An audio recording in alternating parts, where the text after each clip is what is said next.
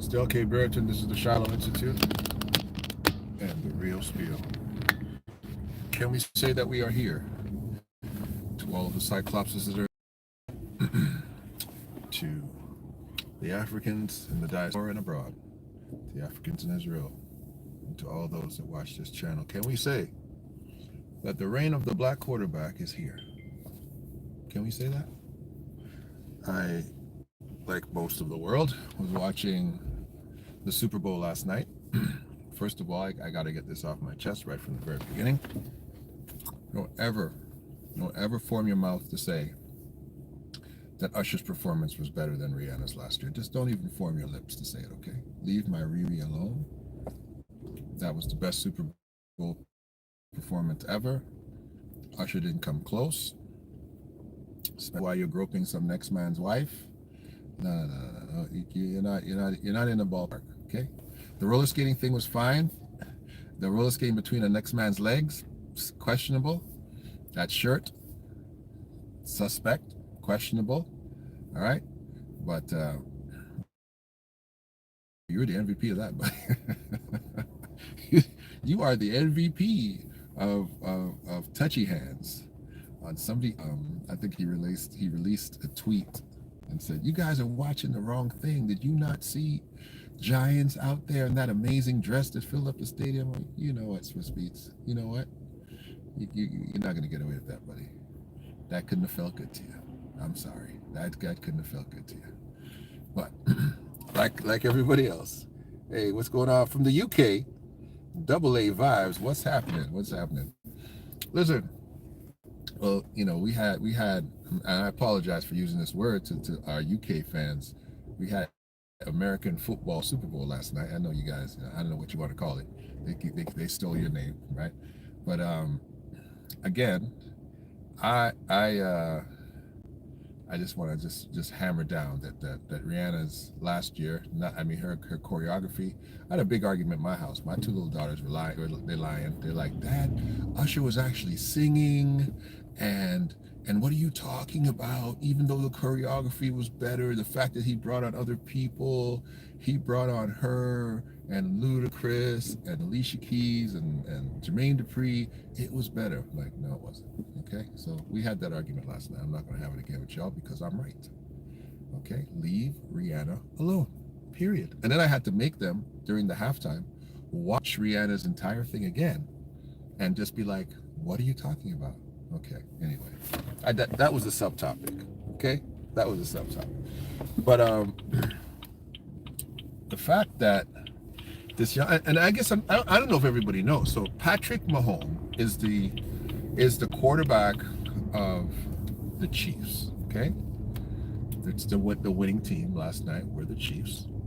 Okay, the Kansas City Chiefs won the Super Bowl last night in a very close game, overtime game, low scoring. They referred to their team and their fans as Chief Kingdom,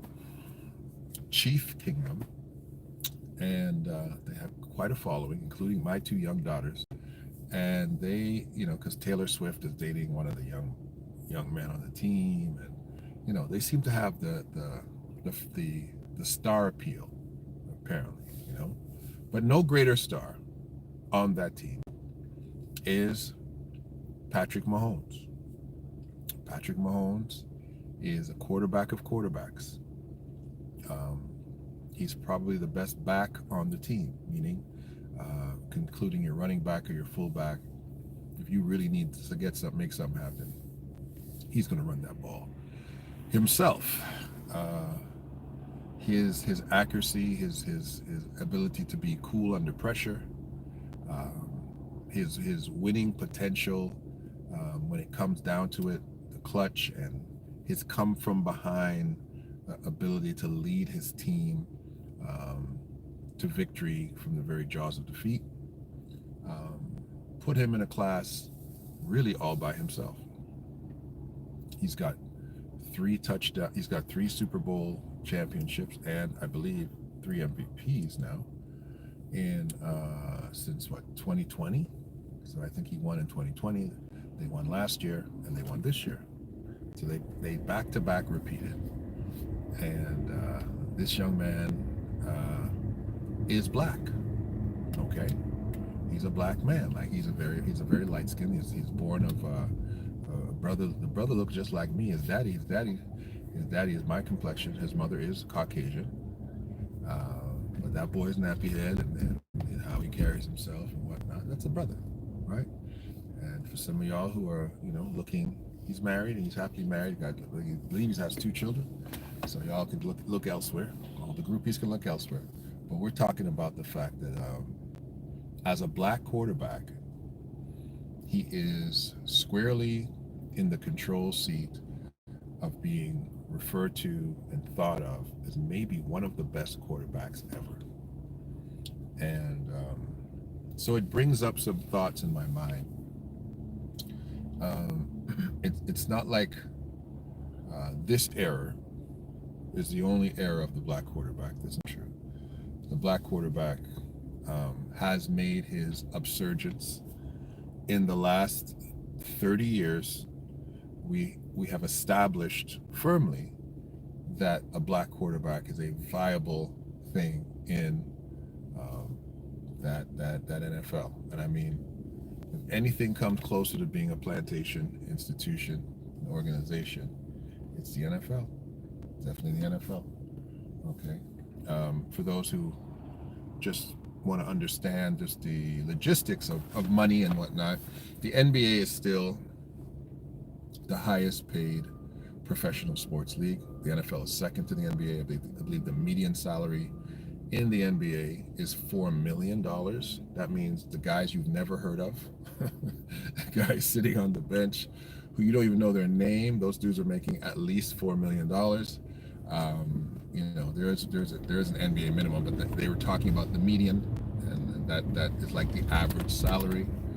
So it goes to show, and the NBA's got 300. So my daughter said 400 a year last time. I always believed it was 300. We'll keep my information before I go with hers, but there's about 300 players in the NBA. I want to say there's maybe 2,000 NFL football players. I want to say that maybe. I think that number is close to accurate. But in respect to how those two different organizations were built, the NBA was built unapologetically by black players. Unapologetically, the owners of the NBA, the collective bargaining agreement in the NBA, has always rewarded black players financially. It's invested in black coaches. It's invested in the black community. There is no ambiguity that the NBA has been good for black men. There's no ambiguity whatsoever. And now with the WNBA, which is being carried by the NBA, which if we wanted to assign that league to a black league, I think it has a little more parity than the NBA does. But we can say that it's not just carrying black men, it's carrying professional black women too. So, but the NFL hasn't been the same way. The NFL has tried to really keep a strong, and this is my opinion, as it always is here, and you can disagree if you want to, but in my opinion, that the NFL has always tried to maintain a very strong white identity. It's not lost itself, and I believe the NBA has lost itself in a black identity. I think when you think about a white superstar, even though the last MVP is a white person, immediately your mind doesn't run to the Joker or any great white player, Luka. Your mind doesn't run to them when you think of the NBA, although they are some of the best players we have in the NBA currently, and the reigning MVP, and Luka is looking like he could be challenging that scenario now. But the NFL has been very good, if you want to call it good, at maintaining a white identity. And we have seen white stars in the NFL from its very inception to this very second, from this very moment. We've seen the white quarterback. We talk about Brady and Shannon Sharp and Skip Bayless essentially had their biggest argument and why they broke up was having a conversation about a black player, speaking of Shannon Sharpe, and a white quarterback, and you know, the fact that this man in his 40s was still able to compete at such a high level, et cetera, et cetera. So again, can we say that the reign of the black quarterback is supreme? I think unequivocally the answer is yes, when you consider the age of this young man. He's 28 years old. He's just getting into his bag.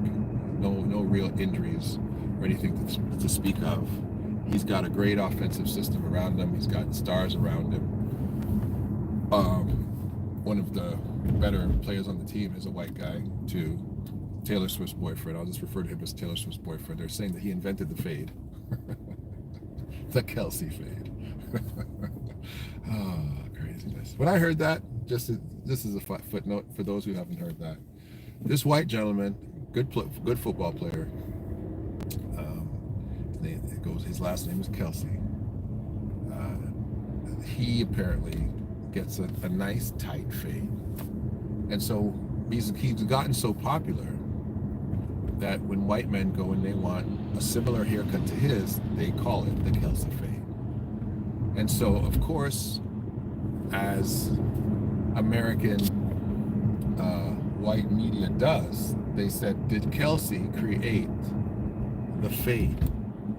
And it's just, he even had to come and say, man, I did not create the fade, you know. But they said he's created the fade, right? That's how popular football can be in white culture, that they can literally redefine reality based on the popularity of one fella. But that team is clearly captained by the greatest black quarterback and the greatest quarterback potentially in the NFL right now. And it just goes to show that you can't keep a good black man down. You can't keep a people down. I remember when it was very hard for black men to be quarterbacks. Do we remember a guy by the name of Charlie Ward? Remember Charlie Ward?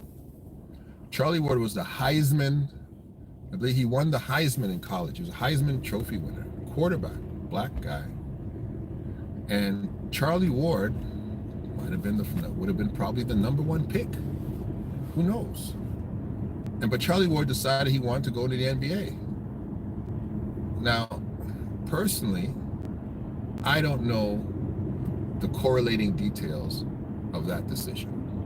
I can't understand it personally. I don't understand it. The fact he could make the NBA and the NFL speaks to the great ability of this young man. But he basically would have been probably an NFL quarterback, is what we were thinking, or an NBA guard, point guard. This is my conspiracy theory about Charlie Ward. I believe that Charlie Ward understood that he probably would have a lot of trouble maintaining his NFL quarterback status, and decided, I'm not going to go to the NFL and not be a quarterback. I'm going to go play professional basketball. Now, there's no way, and again, you got to do the metrics for me, you got to do the math for me, because y'all got Google in front of you. I'm just talking off the top of my head. There's no way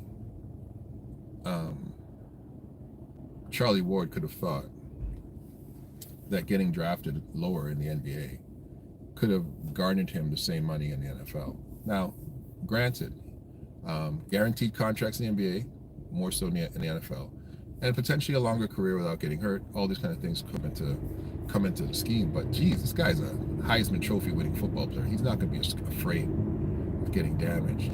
And knowing that his NBA, he's playing in the NBA. When was that? Can we say that was the 2000s? Right? He's playing at a very good time in the NBA. There's solid players in the NBA. So he played for the Knicks. That's what I remember. I don't know what happened after that.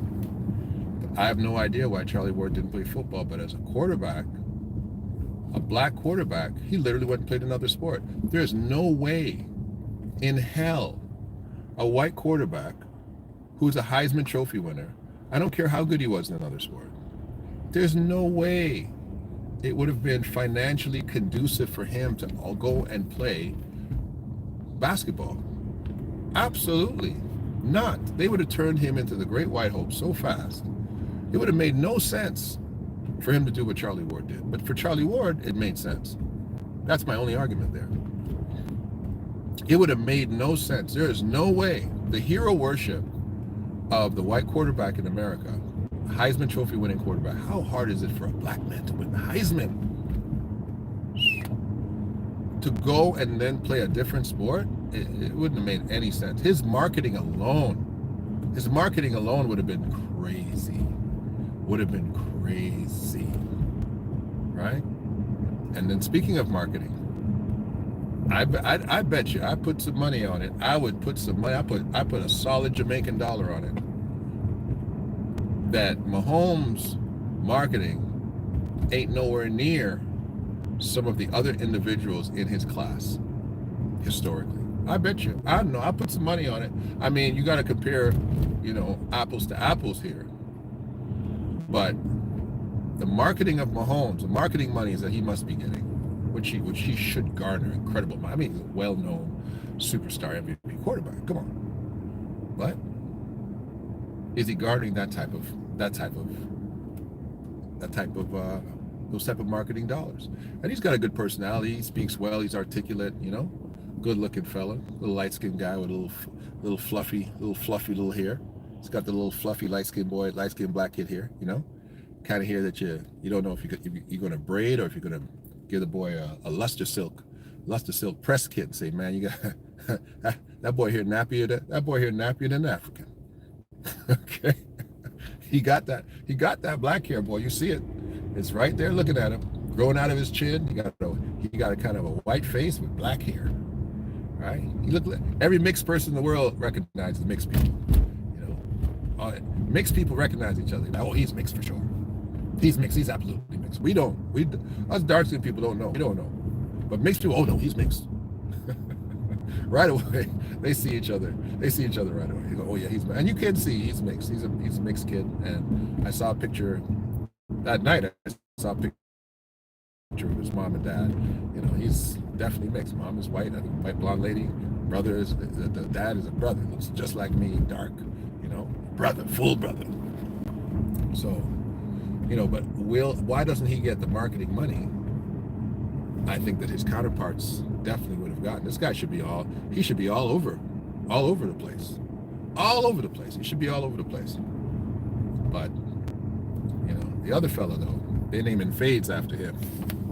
Interesting. He got Taylor Swift. Lord.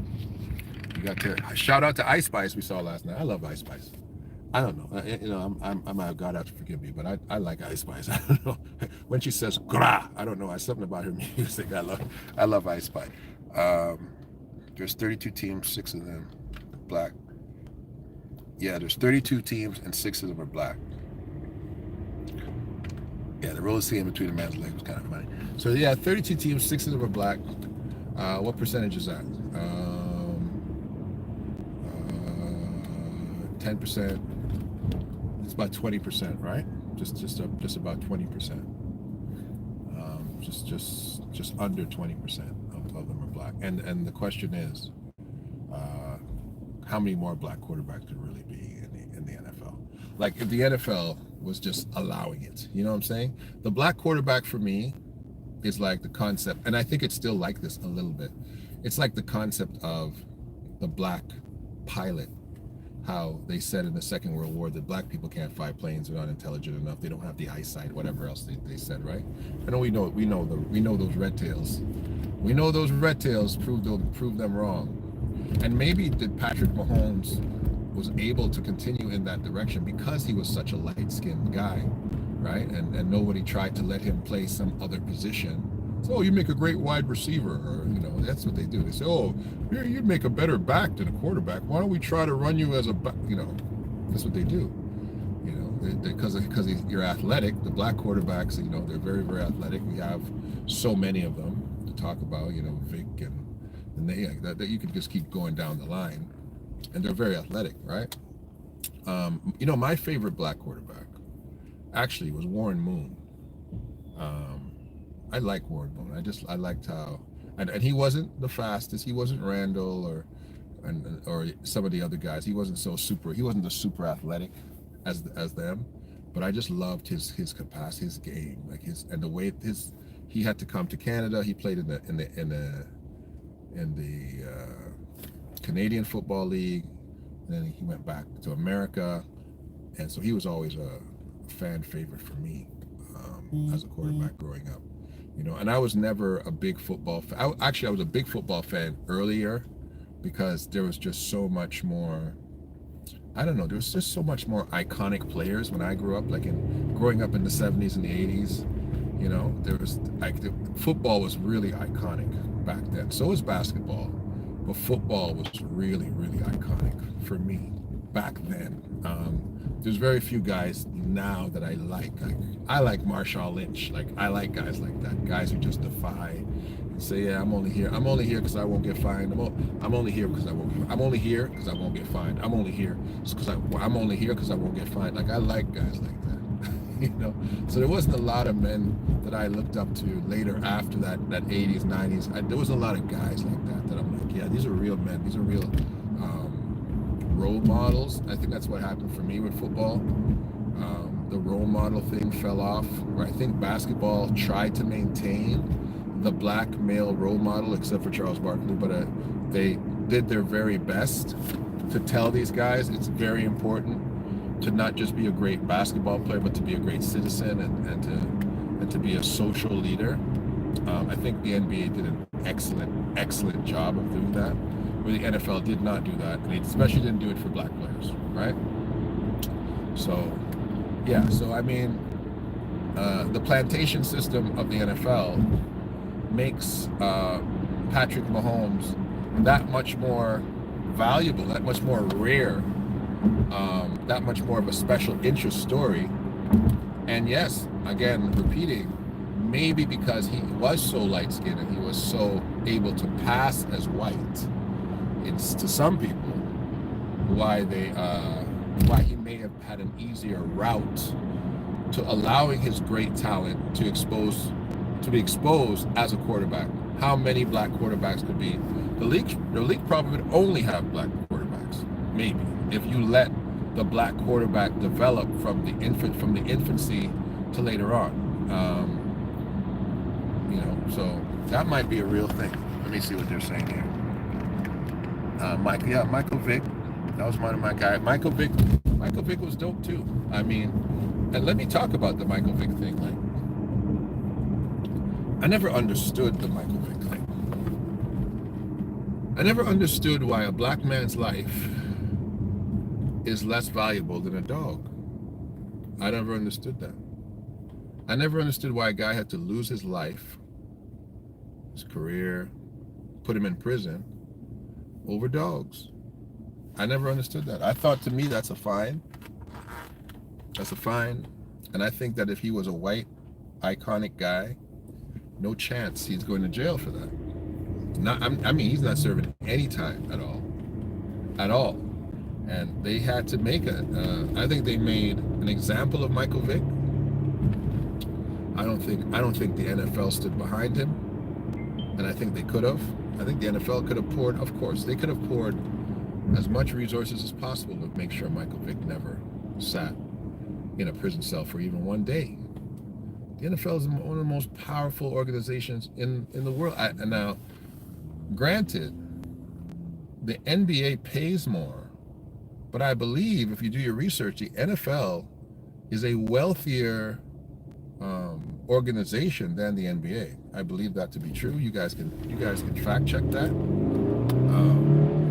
But they have and the influence of the NFL. My goodness, you think they don't have some district judges and stuff, people who couldn't have been like, yo, listen, Michael Vick ain't doing a day. He ain't doing a day in jail.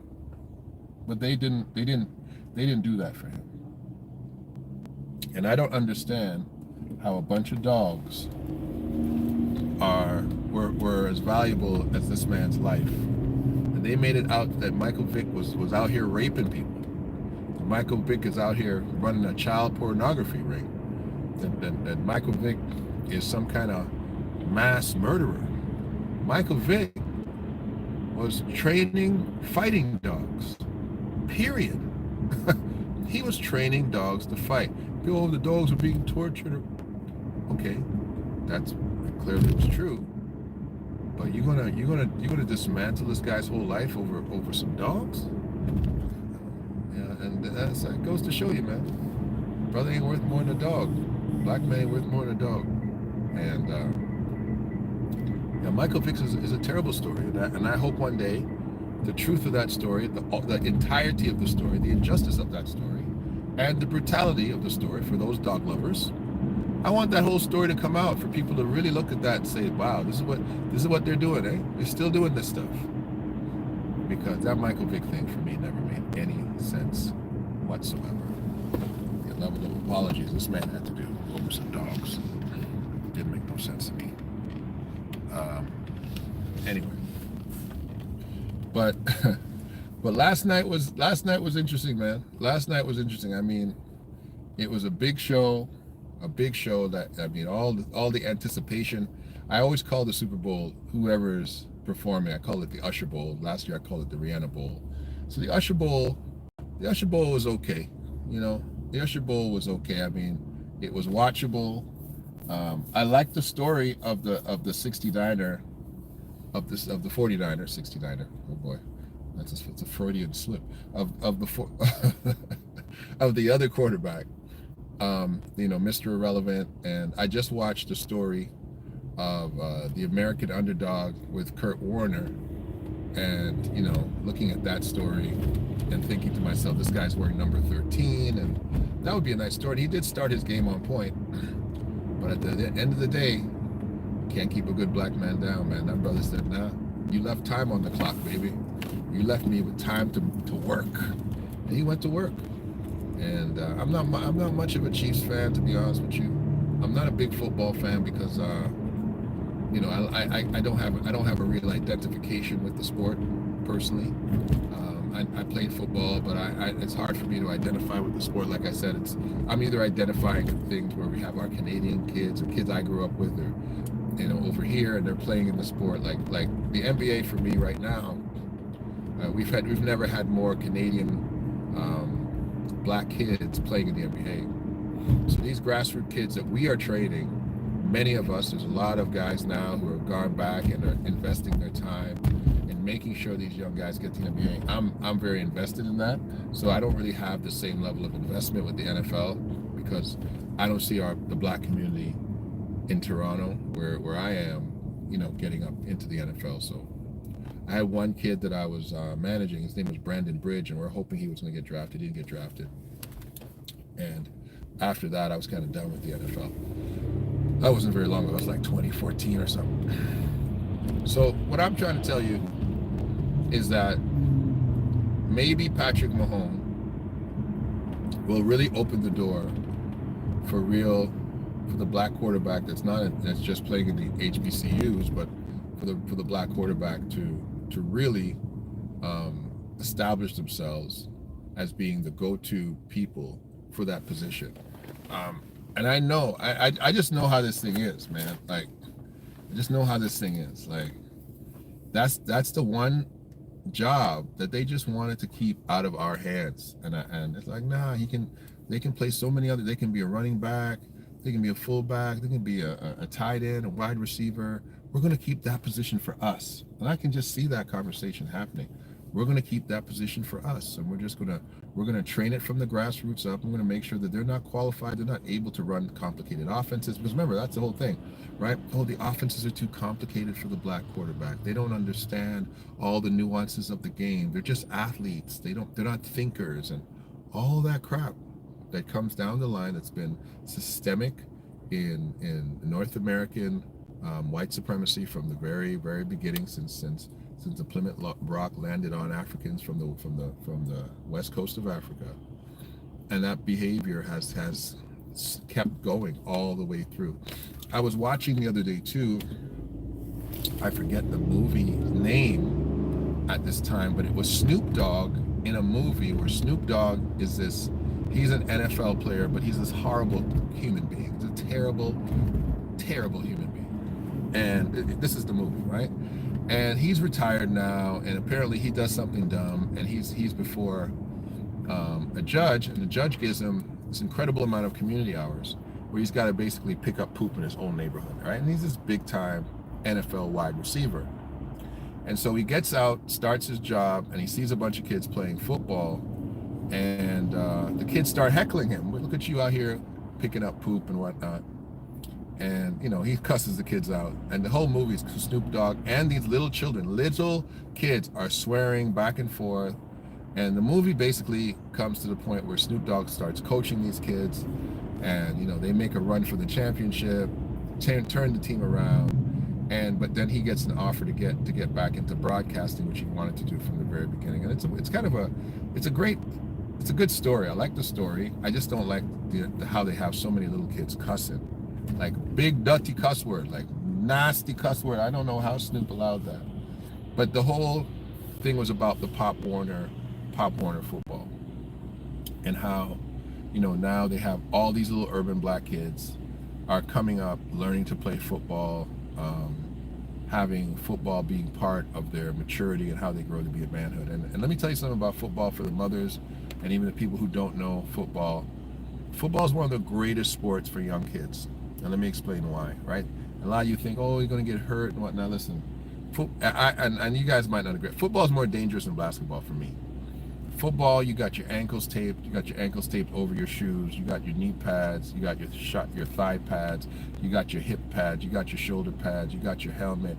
You got your arm pads on. You got all this stuff. You got your tailbone pad in football. You're wearing cleats.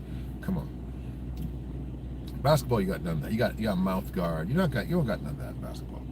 You're playing on turf. You're playing on grass. You're playing on concrete, and you're playing on wood and tile in basketball.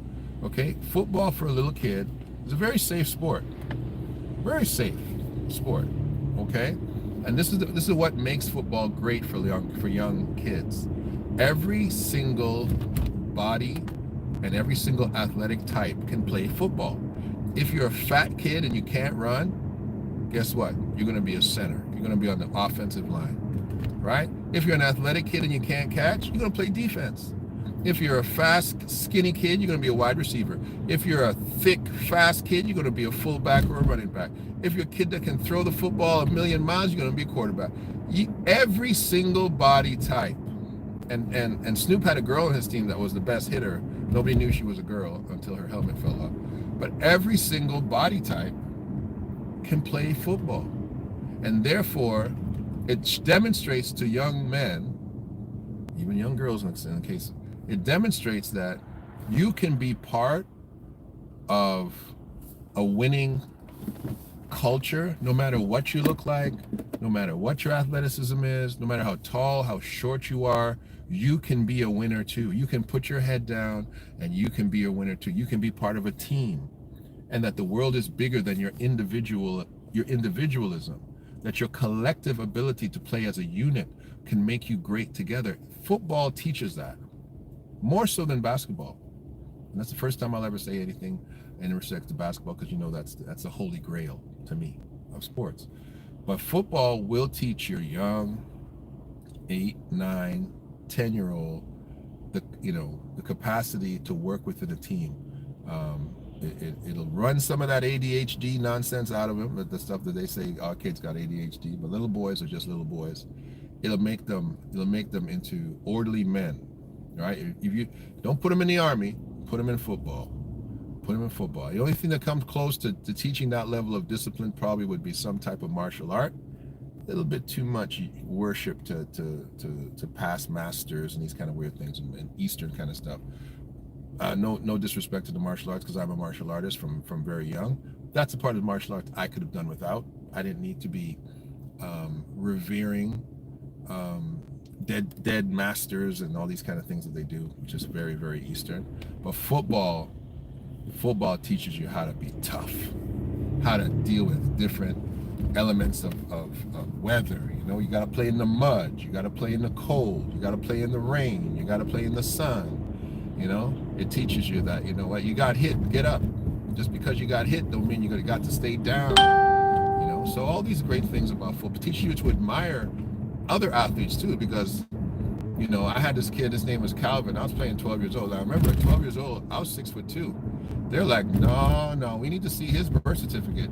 He's 6'2" at 12, right? So I'm playing this league, and I'm one of the most athletic guys there, but I played defense, right? Because I don't know why they had me on defense. I should have been playing offense, I thought. But I like to hit people. Right? That's what I love to do. I love to hit people. I'm hitting you very hard. And we had a kid on our team, Calvin. Calvin was a running back, and you try to tackle Calvin, you're going to get hurt. Because he was like a bull. He just run right through you. And I was like, woof. I thought I was athletic. He wasn't 6'2", he was about 6 feet tall, but yeah, 12, he's 6 feet tall. But he was running through people like, my goodness, like the Rhino on Spider-Man. He was running through you. So it allowed me to admire and to revere other athletes, get out of my own selfish, self-righteous kind of mindset, thinking I'm this super athlete, and seeing, oh wow, there's other guys that are very athletic too. He can do things I can't do, right? And I was very fast, I was very athletic. I was very jealous too, because I was like, how come they don't have me on offense? Man, but our offense was set. And they said, we like you on offense, but we need a guy like you on defense. I sucked it up and played defense. I always wanted to be a quarterback. I always wanted to be a wide receiver. I always wanted to be a running back. But I played a corner linebacker, and I was a mean corner linebacker. Boy, you couldn't get past me at 12 years old. Me, and I'm calling out your name, I'm calling out your number, all kinds of stuff. I was a wild animal back then. But football, you know, taught me that you don't always get what you want, but you can still be part of a winning tradition. That's what football taught me. But because they didn't let me play offense, I went to play basketball. Yeah, man. So the reign of the black quarterback is here, and it ain't going anywhere. They're going to three-peat maybe, you know, and if they don't three-peat, they're going to be in the hunt for a while. That boy's 28 years old, and barring any spectacular injury, I can't see him not being a force to be reckoned with for the next at least 5 seasons, right? Let's give him at least 5 seasons more that he could probably be a force to be reckoned with. Yeah. So anyway, shalom to you, everybody. You heard about Joel Osteen Church, the shooting? I didn't hear about that, Timothy Davis. I'm gonna look at that. Respect, but thanks, a sport for knucklehead. Respect to football, but that's a sport for knucklehead. Sometimes when you got a knucklehead and you need to do something with him, yeah, you throw him in a football, right? And if you got a kid that's smart, again, running a quarterback, being a quarterback, you have to be smart. You can't be dumb. You can't be a dumb quarterback. Quarterbacks aren't dumb. There's too many pieces happening at the same time.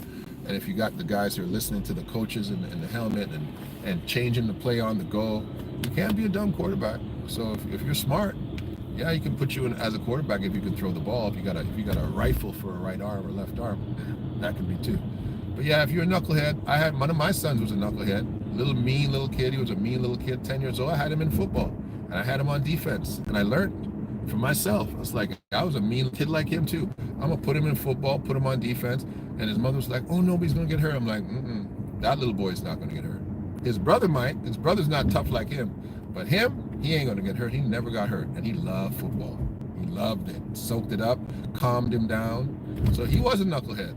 And sometimes that's exactly where you need to put a knucklehead, in a place where he can get his aggression out and teach him that you're not the toughest knucklehead out here. Right. I'm going to look into the Joel Osteen shooting, but in the meantime, love, peace, and here, Greece. I love everybody. You know, I know I was slapping around Farrakhan for a while, but Farrakhan needed some slapping around. All you Farrakhan apologists, I listened to the things that you were saying in respect to Farrakhan. Y'all make no sense. Y'all make no sense whatsoever. Trying to say that Farrakhan wasn't wholeheartedly supporting Trump, and I didn't listen to the whole speech. I listened to the whole speech.